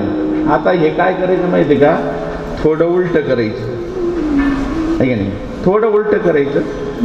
आता त्यांना शिंक आली, जांभळी आली, खोकला आला एवढाच व्यर्थ गेला, आपला सगळा व्यर्थ गेला. शिंक आली त्याच वेळेस राम, खोकला त्याच वेळेस श्याम, आहे की नाही. आपलं फक्त उलट करायचं, लय सोपं आहे. मग तुकाराम महाराज म्हणतात काळ चिंतनात गेला पाहिजे. गुरुवर्य गोविंद महाराज केंद्रियांचा अखंड काळ जर कशात गेला असेल ना, ते चिंतनातच गेला. संसाराचं चिंतन एवढं देखील त्यांनी त्यांच्या जीवनामध्ये केलं. चिंतन करायचं तर ज्ञानेश्वरीचंच करायचं, चिंतन करायचं तर ज्ञानेश्वरी मंदिराचंच करायचं, चिंतन करायचं तर दिंडीचंच करायचं, चिंतन करायचं तर पंढरपूरच्या धर्मशाळेचंच करायचं. हा चिंतनाचाच काळ आहे. आपण चिंतन करतो, पण काय करतो माहिती का, संसाराचं करतो, है का नाही. होतो हो, संसाराचं करतो. हे आता आमचे विजू शेट्टी, मला ते एक कीर्तनाला येतो म्हणले, पण एक पासनं मला म्हशी पाणी पाजावं लागतात म्हणले. आता थोडं जर लांबलं तर ते काय म्हणणार, मला खुनीनार ते आलं का. म्हणजे आपण चिंतन करतो, पण कशाचं करतो, संसाराचं करतो ना. परमार्थात राहून देखील माणसं संसाराचं चिंतन करतात. काही माणसं संसारात असून देखील परमार्थ चिंतन करतात. त्यापैकी एक गुरुवर्य गोविंद महाराज केंद्र होते आले. गोविंद महाराज केंद्र तशीच आपण सतत संसाराचं चिंतन करतो. हिचं कसं होईल, तिचं कसं होईल, याचं कसं होईल, याचं कसं होईल, हे असं कधीच आपण करीत नाही. आपण आपलं तरी चिंतन करा ना, निदान आपल्याबद्दल तरी चिंतन करा ना. एक प्रमाणे बा, निदान माझा तरी विचार करा ना. हा आठवतं का प्रमाण, आठवतं ज्ञानोबाराच्या प्रमाणे, मी आयसा कोण करावा म्हणे ज्ञानेश्वर. अशा माणसं समोर पाहिजे. मी आयसा कोण करावा विचारायचं नाही. आणि निदान आपला तरी विचार करा ना, आपण कुठून आलो, कशासाठी आलो, आता इथं काय केलं पाहिजे, इथं संपल्यानंतर आपल्याला कुठं जायचं हे विचारच नाही आपल्या डोक्यात. आपल्या डोक्यात दुसराच विचार आहे, दुसरा मजला कसा चढल, आता हे कसं होईल, त्याचं कसं होईल. तुमचं नाही बरं सांगितलं बरं का, नाही ते म्हणतात मी 4 मजली येत नाही, ते म्हणजे माझं बोलते काय. म्हणजे आपण काय केलं पाहिजे, काळ सारावा चिंतने. आता मी आज पोस्ट टाकली बा, मला पहिलं मुंबईला कोण गेलं असेल तर गुरुवर्य गोविंद महाराजांनी गेलं. पहिलं मुंबई दाखवली कोणी, केंद्र महाराजांनी दाखवली मला. म्हणून आज मी पोस्ट टाकलेली आहे. आज परम भाग्याने कीर्तन पुढे माझं गुरुवर्य गोविंद महाराजांचे केंद्रे प्रथम पुण्यस्मरणाच्या निमित्ताने ज्यांनी मुंबईसह महाराष्ट्र दाखवला, अशी पोस्ट आहे माझ्याला. मी मुंबईला कोणी नेलं, महाराजांनी नेलं तर भरपूर कीर्तन असतात. म्हणजे चिंतनात काळ गेला पाहिजे. रामकृष्णारी रामकृष्णारी रामकृष्णारी काळ सारावा चिंतने. तुकोराय म्हणतात चिंतनात काळ गेला पाहिजे. एकांतवासी गंगा स्नाने, देवाच्या पूजने प्रदक्षिणा तुळशी घ्या. जीवनाचे आचार्य साहेब, आपल्या जीवनामध्ये हे रोज घडलं पाहिजे. ह्या घटना जीवनामध्ये रोज घडल्या पाहिजे बरं का. आता ज्याला ज्याला गंगा स्नान जवळ नाही त्याचा आपण काय करू, पर्याय म्हणून काढून टाकू. पण जे आळंदीत राहते त्यांनी तरी काय केलं पाहिजे. आता पंढरपूरला वारीला जाऊन सुद्धा काही गडी गंगा स्नान करीत नाहीत एकादशी दिवशी. काय काय काय प्रमाणे तिथला विधी काय आहे पंढरपूरचा, चंद्रभागेत स्नान विधी तो हरिकथा. आधी मधुभाऊला सांगितलं चल ना गंगा स्नान, आमचे मधुभाऊ ते म्हणले नाही नाही ते तुम्ही जा, धर्मशाळा लांब आहे. मग आग्रह केला ते म्हणले नाही नाही इथंच रांग पुढे करणार, नळाखाली करणार. आता ती बोलायला भारी असते म्हणजे नळाला पाणी कुठून येतंय, चंद्रभागेतच येतं ना, या लक्षात. म्हणजे गंगा स्नान, देवाचं पूजन, प्रदक्षिणा तुळशीच्या, अशा पद्धतीनं ही जीवनातली आचारसंहिता पाहिजे. हे सगळं जीवनामध्ये जर घडलं तर जगद्गुरु तुकोबाराय म्हणतात तुमच्या जीवनात आनंद मिळाल्याशिवाय राहणार नाही. अशा पद्धतीचा अशा प्रकारचा आचारसंहिता. आणि सांगतो शब्द सांगतो, मी सेवा संपवणार आहे, मला देखील पुढे प्रवास आहे. जर तुम्ही जीवनातली आचारसंहिता, ज्या संघटनेची आचारसंहिता आहे, ज्या संघटनेचं नियमावली आहे, जे संघटनेचे काही नियम लिहिलेले आहेत ते जर तुम्ही पाळले नाही तर तुम्हाला ती संघटना देखील त्याच्यात ठेवीत नाही. समजा एखाद्या पक्षातलं जर काही तुमच्याकडून घडलं, आचारसंहिता पाळल्या गेली नाही तर पक्ष देखील तुम्हाला काय करतो, त्याला एक शब्द आहे पहा, काढून टाकतो. पण त्यांचा शब्द आहे ते काय काय म्हणते त्याला, असं काढून टाकतात आहे की नाही, हकलपट्टी, हा बी निलंबित. अमक्याला पक्षातून काय केलं, निलंबित करण्यात आलं. कशामुळे निलंबित केलं, चांगलं काम केलं का वाईट काम केलं म्हणून, सहजच आहे ना. तुम्हाला एखादा पक्ष जर नीट ठेवीत नाही, चांगलं काम केलं नाही तर मग तुम्हाला जीवनाची आचारसंहिता जर तुमच्याकडून बिघडली तर ज्ञानोबा तुम्हाला तुकोबाराय तुम्हाला याला माफ करते ना. लक्षात म्हणून तुकोबाराय म्हणतात आपल्या जीवनाची आचारसंहिता ही अशा प्रकारची आहे. म्हणून सतत भजनात काळ गेला पाहिजे, देवाचं पूजन झालं पाहिजे रोजचं अशा प्रकारची. आता पुढं खूप मोठं अशा प्रकारचं परमार्थ महाधन, जोडी देवाचे चरण, भावया जतन, युक्ताहार विहार, बरंच चिंतन आहे त्याच्यामध्ये.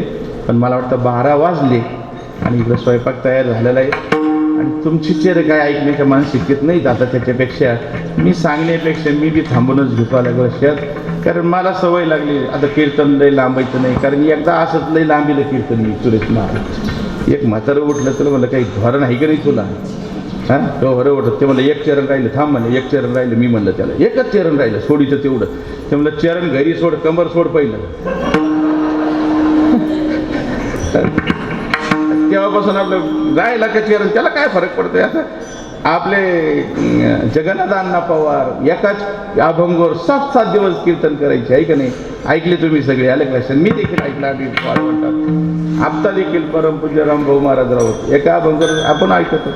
मग सुटलाच पाहिजे का असं, हा अभंग कशाचं सोडायचं राव, कोण तो सोडणारा अभंग, तो लागला अभंग सोडायला. हा अभंग आपण सोडायचा नाही, हा अभंग कडपावून आपलं जीवन सोडून घ्यायचं आहे. आणि येणी लय अभंग सोडला आणि तिने लय अभंग सोडला, काय अभंग सोडला होय. इकडे काही कोठे निकडतून लागला अभंग सोडला, असं देते दाखवली चालली असं. म्हणून आपल्या जीवनामध्ये गोविंद महाराज केंद्रे यांच्या प्रथम पुण्य तपपूर्ती सोहळ्याच्या निमित्ताने निदान आपल्याला एवढं चरण जरी अंमलात आणता आलं तर अंमलात आणा. सतत चिंतन करा, गंगा स्नान करा, देवपूजा करा, प्रदक्षिणा तुळशीची करा आणि सतत चिंतनात नामस्मरणात जीवन घाला. एवढं जरी जीवनामध्ये आज झालं तरी देखील पुष्कळ झालं. गुरुजी गोविंद बाबाच्या जीवनामध्ये कितीही प्रकाश टाकला तरी कमीच अशा प्रकारचं जीवन आहे. कारण जेवढा आपण प्रकाश टाकण्याचा प्रयत्न करू तेवढा प्रकाश त्यांच्या जीवनात अशा प्रकारे, कारण त्यांचं जीवनच पूर्ण प्रकाशमय जीवन होतं. लक्षात, उपकारी जीवन होतं. समाजाच्या उपयोगात ते सतत जायचे, रात्रंदिवस ते काम केलं, वारकरी संप्रदायाचं काम केलं आणि हा वारकरी संप्रदायाच्या माध्यमातून ज्ञानेश्वरीसारखं मोठं मंदिर उभा केलं. मोठं मंदिर महाराष्ट्रामध्ये शिलालेख मंदिर ही कल्पना जर कोणाची असेल तर गोविंद महाराज केंद्रेंचीच अशा प्रकारे. कारण असं आहे की ज्या दिवशी हरिद्वारला गेले यात्रेला हरिद्वारला गेले आणि हरिद्वारला गेल्यानंतर तिथं ऋषिकेशला गेले. ऋषिकेशला गीता मंदिर बघितलं. मग ते म्हणले ऋषिकेशला जर गीता मंदिर असेल तर मग आपल्या महाराष्ट्रात ज्ञानेश्वरी मंदिर का नको.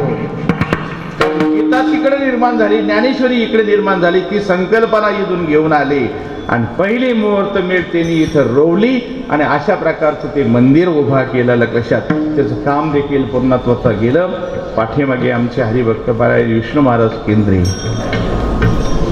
संपूर्ण संसाराचा त्याग करून रात्रंदिवस गोविंद महाराज केंद्रे, गोविंद महाराज केंद्रे एवढाच शब्द त्यांच्या मुखातून आहे. आणि काम दिसतं, लगेच दिसतं कामाला. लक्षात पाठीमागं केलेलं काम, एखाद्या साधूच्या पाठीमागं केलेलं काम हे आरशासारखं दिसतं.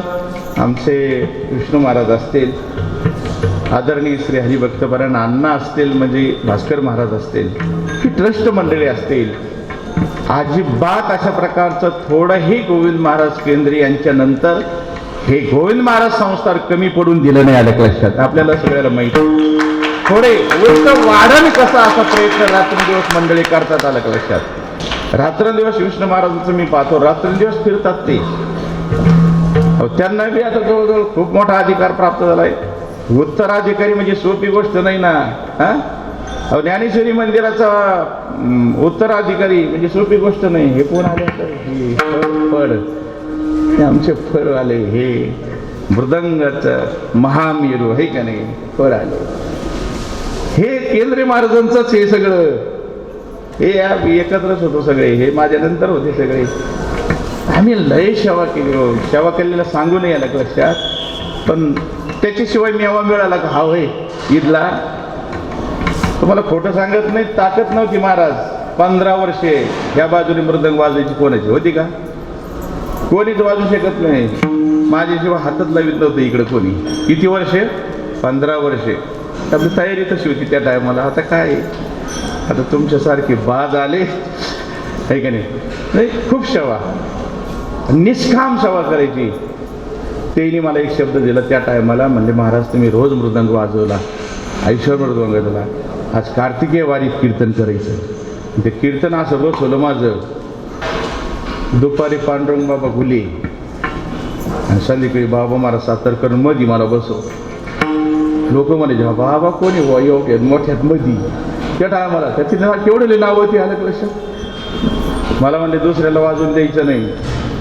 बाबा महाराज पूज्य श्री वैकुंठेश्वर बाबा महाराज सातारकरचं देखील कीर्तन गोविंद महाराज म्हणले तूच वाजायची इथं, मीच वाजेल की आलं. बाबा महाराज म्हणले जमणार नाही वाजायचं. ते म्हणले रेकॉर्डिंग करायचं ना. मी आणि एकनाथ महाराज गोष्ट दोघांनी वाजवलं कीर्तन. त्यांचं कीर्तन कोणी वाजित नाही. अशी अशा प्रकारची गोविंद बाबाची कृपा. मला सांगायचं हे विष्णू महाराज असतील, ट्रस्ट असेल, मी खूप अशा प्रकारची चालवलं. ही त्र्यंबकेश्वरून निघाली आजची गंगाई. ही गोदावरी कडून निघली, आज त्र्यंबकेश्वरून निघली, तरी देखील आजच ही मोठी झाली. तर मला वाटतं काल्याच्या दिवसापर्यंत या ठिकाणी जागा पाऊल ठेवायला जागा राहणार नाही. आलं लक्षात. खूप मोठा भक्त आहे, खूप मोठा भक्तगणी. मगाशी मी एक वाक्य बोलून गेलो, तेवढं बोलतो, सेवा समजून घेतो. एखाद्या संप्रदायाचा संस्थापक अध्यक्ष, एखादा संप्रदाय निर्माण करणारा ज्या कालावधीमध्ये आहे त्याच कालावधीमध्ये तिची चलती असती.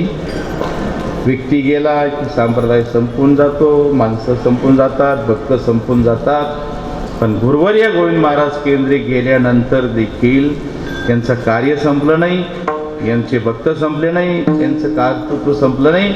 उलट जोमाने अशा प्रकारचं त्यांचं कार्य पुढे चालू अशा प्रकारचं. त्याला कारण मिळालेले वारसदार, मिळालेले माणसं आल्या लक्षात, तेच कार्य पुढं करीत असतात. आणि त्यांचं जे शुद्ध कार्य आहे ते शुद्ध कार्यच कार्याला, त्यांचेच शब्द आहेत, कार्यच कार्याला पुढे नेत असतं आलं लक्षात. म्हणून गोविंद महाराजांचं कार्यच कार्याला पुढे नेतात आहे. आमचे पिंगळे महाराजांनी खूप फोन केले. रात्री 12 वाजता विष्णू महाराजांनी फोन केला, अण्णा कुठपर्यंत आले? म्हणलं बरोबर येतं, काळजी करू नका आलं लक्षात. माऊलीचं दर्शन घेतलं आणि या ठिकाणी सेवा करण्याची संधी प्राप्त करून दिली. त्याबद्दल असं वाटतं माझ्या शरीराचे चमडं काढलं आणि तुमच्या चपला जोडे जरी केले तरी देखील कमीच पडेल आलं लक्षात. एवढं बोलतो आणि या ठिकाणी माझी सेवा संपवतो. 2च मिनिटात तुम्हाला सुट्टी देतो. विठोबार कुमार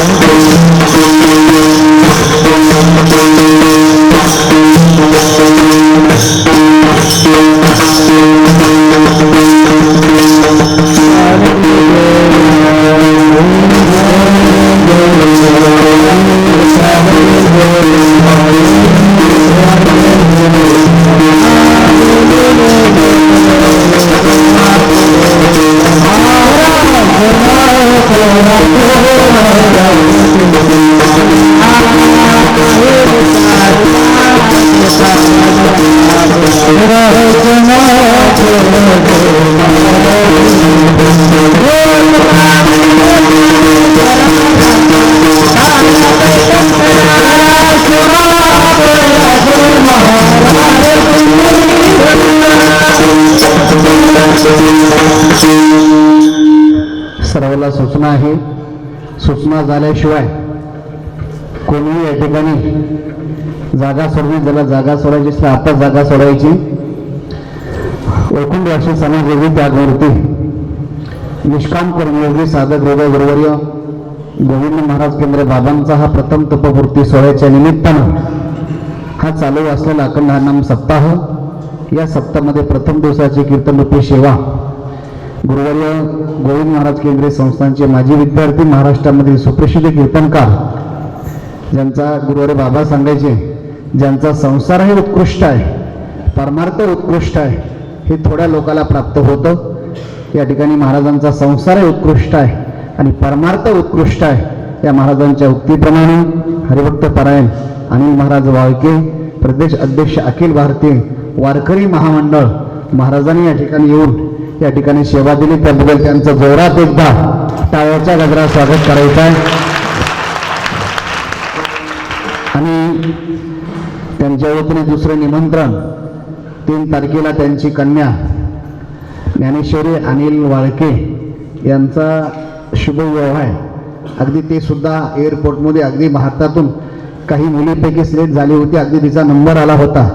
कोई कन्या पुत्र होती जे सात्विक, तयाचा हरिक वाटे देवा. त्यांचं सुद्धा तुम्हाला निमंत्रण आहे. असो, या सप्ताहाकरता आज या ठिकाणी पहिल्या दिवसाची कीर्तनरूपी सेवा महाराजांनी या ठिकाणी वेळात वेळ देऊन काढली. कर्तव्याचा आहे आणि अगदी गुरुवारी महाराजांकडे पूर्ण या ठिकाणी पारमार्थिक साधनेचा जेव्हा त्यांचा घडला आणि साधना घडल्यानंतर ते दिवस घडत असताना अतिशय महाराजांच्या आशीर्वादाने त्यांचा परमार्थ चालू आहे. आणि त्या समवेत त्यांचा या ठिकाणी सत्कार संस्थांच्या होत असताना त्यांची या ठिकाणी उपस्थिती लागते. आमचे पारमार्थिक प्रेमी विजयजी पवार साहेब चाकण ते सुद्धा त्यांच्या समवेत आले. गुरुवारी केंद्रीय महाराज संस्थांचे आजी माजी महाराज मंडळी सर्वच या ठिकाणी. आणि विशेष या ठिकाणी पहिला सत्कार त्यांचा सत्कार संस्थांच्या वतीने या ठिकाणी होतोय. पूर्ण पोशाख ट्रॉफी देऊन या ठिकाणी त्यांचा पूर्ण सत्कार या ठिकाणी कालेकर नाना आपण या ठिकाणी त्यांचा सत्कार करायचा आहे. या नाना या इकडे सर इकडे सर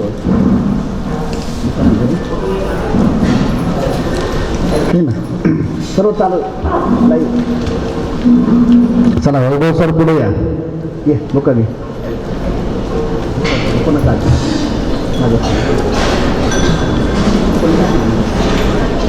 नाही त्यांना संमत नाही.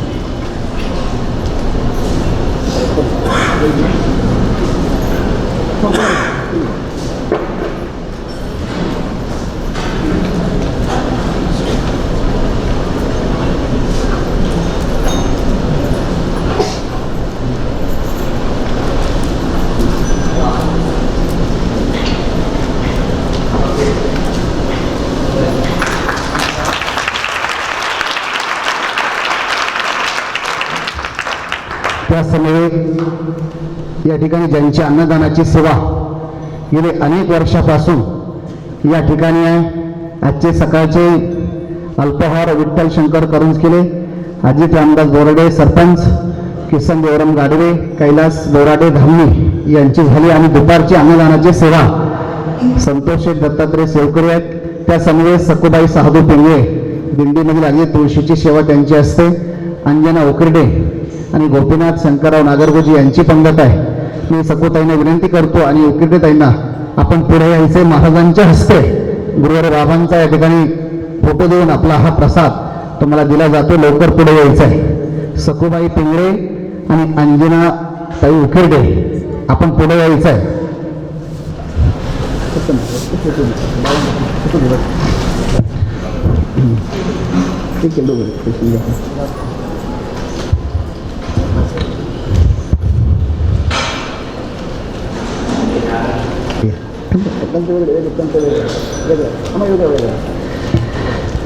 गुरुवारी गोविंद महाराज की जय. त्या समयेत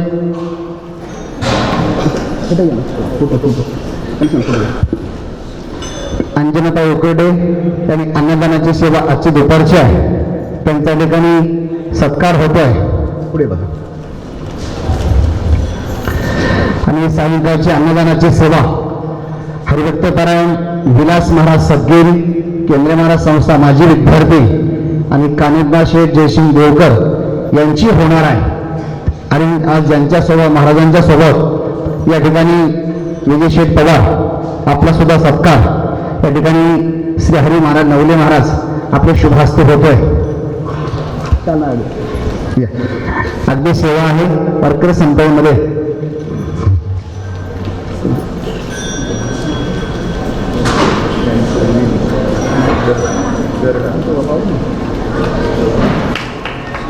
त्या समवेत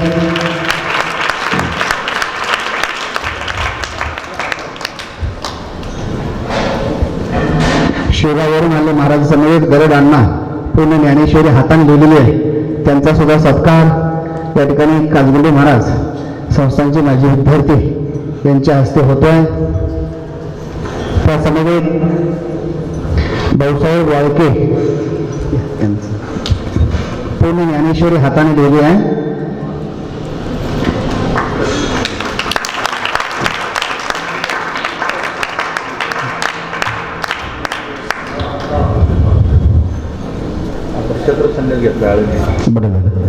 या ठिकाणी भाऊसाहेब वाळके यांचा सत्कार भागवताचार्य मनोहर महाराज कातकरे आपल्या शुभहस्ते होतोय.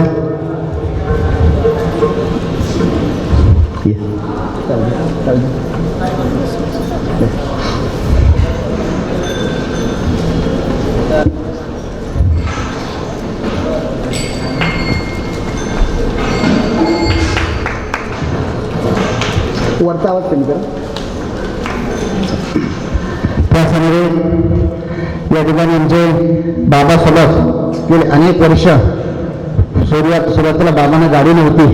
गाडी आल्यानंतर पूर्ण महिंद्रा मॅक्स असेल, बोलेरो गाडी असेल, त्यांचा या ठिकाणी अगदी गेली अनेक वर्ष या ठिकाणी बोंदे महाराज आपण सेवा दिली. आपला सुद्धा सत्कार ज्ञानेश्वर महाराज पिंगळे गुरुजी.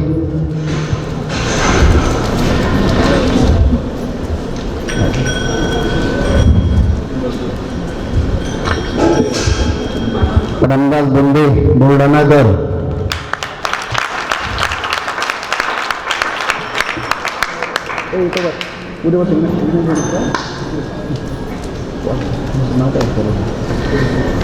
दुसरी सूचना, या ठिकाणी हा पुण्यस्मरण महोत्सव चालू आहे.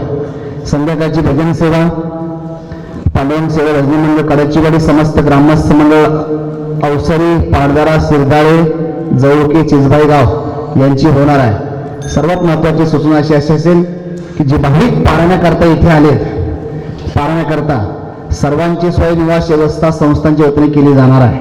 कदाचित कमी नवीन असतील, आमच्याशी संपर्क करा, भास्कर महाराज संपर्क करा, माझ्याशी वैयक्तिक संपर्क करा. प्रत्येकाची या ठिकाणी थंडीचे दिवस आहेत, प्रत्येकाची निवास व्यवस्था संस्थांची वतीने रूममध्ये केलेली आहे, हॉलमध्ये केलेली आहे. दुसरी सूचना, इथे कोणाची गैरसोय होणार नाही. ज्यांना भाविकांना पारायणाला बसायचं आहे, ज्ञानेश्वरी संस्थांच्या वतीने उपलब्ध आहे. आणि तिसरी सूचना अशी आहे, हा महोत्सव चालू आहे. देणे को अन्नदान, लेणे को हरिनाम, तन्ने को निंदा, डुबणे को अभिमान. पण सर्वात महत्त्वाची सूचना सर्वांना आहे की पहिल्या पंक्तीला धोतर घातल्याशिवाय, कोणी गणवेश असल्याशिवाय कोणी जेवायला बसायचं नाही. उठवलं जाईल त्याची आपल्याला आपण थोडं काळजी घ्यायची. का ही या ठिकाणी आम्हाला अनेक सूचना गावकऱ्यांच्या आल्या, त्याच्याबद्दल आपण सर्वांना विनंती माझी की जे वारकरी पोशाखामध्ये आले त्यांनी पहिल्या पंक्तीला, पाहुणे मंडळी प्रत्येकाला इथे संस्थांचे स्वयं या ठिकाणी ओळखपत्र दिले जाणार आहे. कारण या ठिकाणी पहिली पंगत की सूचना आल्या आम्हाला की संस्थांच्या सूचना आहेत, पण आत्तापर्यंत आम्ही केलं नाही, करणार पण नाही, आमचा भाव तो नाही आहे. ती या ठिकाणी पहिली या ठिकाणी पंगत फक्त जे धोतर पोशाख, वारकरी पोशाख आहे त्यांची पहिली पंगत होणार आहे. त्याच्यानंतर पाहुणे मंडळी झाल्यानंतर आपण पॅन्टीवाले जेवायचं आहे. उद्यापासून नाही, आजपासून पहिली या ठिकाणी सूचना. म्हणून विनंती माझी आहे की आपण सर्वांनी, कारण आमच्या सर्व आम्ही जे बैठक झाली, संयोजक झाले, त्यावेळेस हे सर्वांनी सांगितलं आम्हाला की या ठिकाणी महाराज आपल्याला हे करायचं आहे. मला थोडंसं आता कठोर वाटतंय, पण करणं गरजेचं आहे.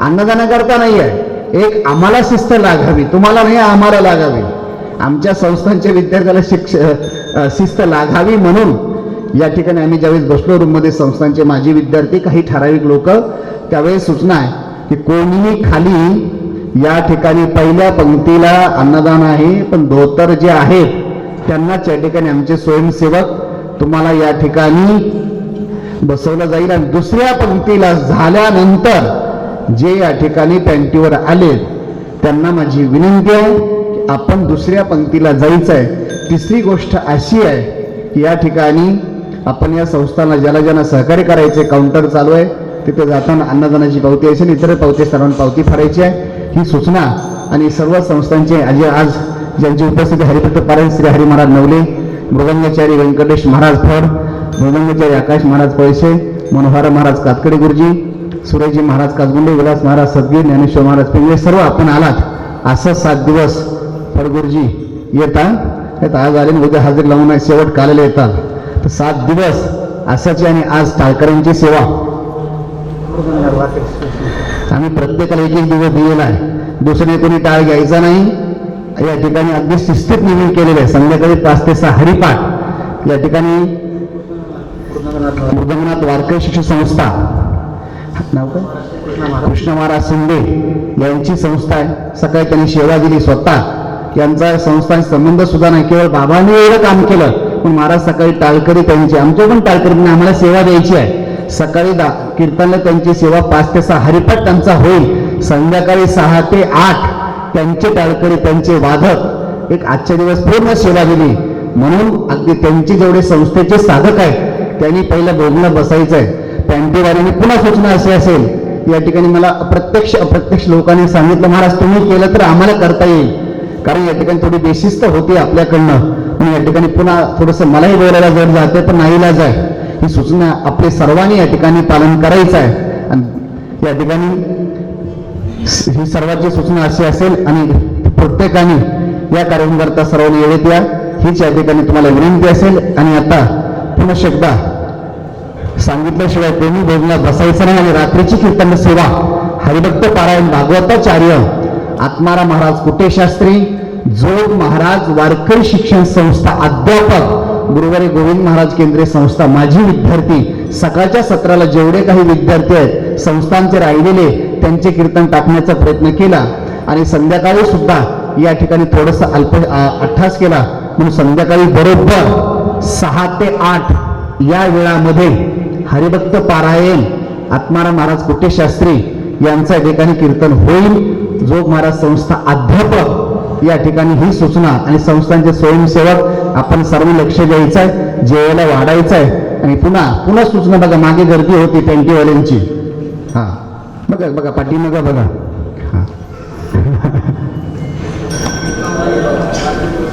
हा कीर्तनला सुद्धा वार्षिक पोषकच यायचं आहे. आपल्या व्यवस्था सर्वांना विनंती असेल की सर्वांनी ही सूचनेचं आपण पालन करायचं. ज्ञानदेव तुकाराम तुकाराम तुकाराम तुकाराम तुकाराम.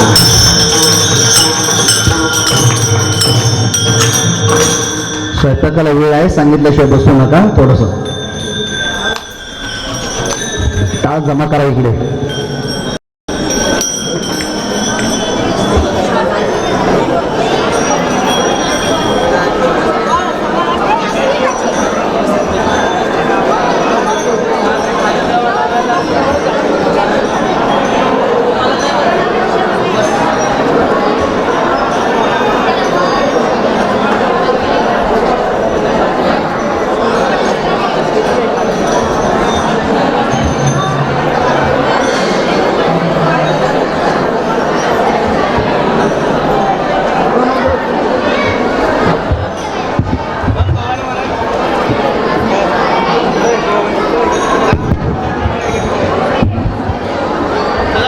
विद्यार्थ्यांना सूचना आहे, सांगितल्याशिवाय कोणीही जेवणासाठी बसू नये.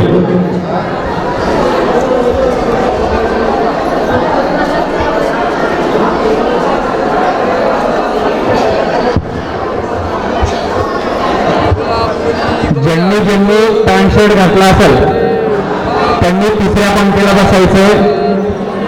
सर्वांनी सूचनेकडे लक्ष द्या.